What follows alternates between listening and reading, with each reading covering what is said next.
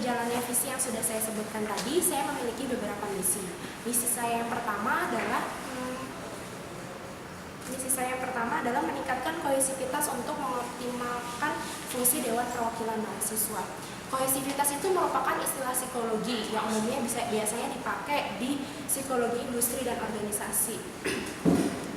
Kohesivitas itu terkait dengan kinerja satu kelompok. Kenapa terkait? Karena kohesivitas itu ketika terdapat kohesivitas dalam satu kelompok, maka akan terlihat suatu kelekatan dan kebersamaan antara anggota kelompok. Nah, dengan diharapkannya setelah seperti itu akan timbul suatu kerjasama. Nah, adanya kerjasama dari setiap anggota kelompok ini akan mempermudah anggota kelompok untuk memenuhi tujuan yang memang sudah awalnya dibentuk dari satu kelompok atau organisasi ini. Lalu berikutnya, misi saya adalah mengadakan kegiatan yang bersifat kontinu. Kontinu di sini maksud saya adalah kegiatan dalam jangka panjang. Jadi tidak seperti kegiatan pembuatan acara seperti biasanya, seperti kita melakukan proses rekrutmen, lalu kita melakukan seleksi panitia, kita melakukan rapat pleno, lalu pelaksanaan dan pembubaran APJ, lalu pembubaran panitia. Jangka panjang di sini yang saya maksudkan adalah kegiatan ini berlangsung secara beruntutan dari awal jabatan hingga akhir jabatan.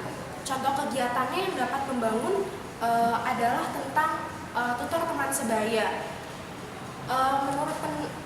Menurut penelitian psikologi, ketika kita belajar dalam kelas, itu kan kita sebenarnya mempunyai banyak gaya belajar. Ada orang yang bisa belajar dengan audio visual, ada orang yang belajar dengan visual, ada orang yang belajar dengan kinestetik. Nah, setiap orang yang memiliki gaya belajar ini juga memiliki keterbatasan. Seperti ketika yang kita tahu jumlah satu kelas di FPSB itu banyak sekali, yang dapat mengganggu konsentrasi belajar dari mahasiswa. Akhirnya mahasiswa di kelas hanya bermain-main HP, hanya bermain permainan di tab atau iPad mereka. Nah, di sini setelah saya melakukan wawancara, ternyata memang beberapa mahasiswa mengamini tentang asumsi atau isu ini. Akhirnya saya berpikir bahwa untuk membangun kegiatan jangka panjang ini dapat kita lakukan dengan melakukan tutor teman sebaya. Tutor teman sebaya ini dapat dilakukan di kantor lembaga, sehingga kantor lembaga itu meningkatkan lebih berfungsi. Jadi tidak mengeksekusikan diri hanya untuk verifikasi atau hanya untuk rapat-rapat kepanitiaan, sehingga mahasiswa juga dapat menggunakan kantor bersama sesuai dengan namanya, yaitu kantor bersama.